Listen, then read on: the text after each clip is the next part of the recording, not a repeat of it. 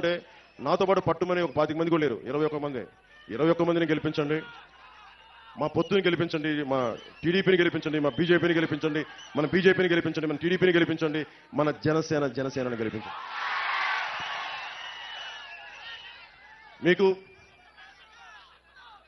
ఎమ్మెల్యేగా గెలిచిన వెంటనే ఈ లోపలే కుదిరితే నేను ఇల్లు ఇక్కడే తీసుకుంటా, స్థలం తీసుకుంటాను ముందు.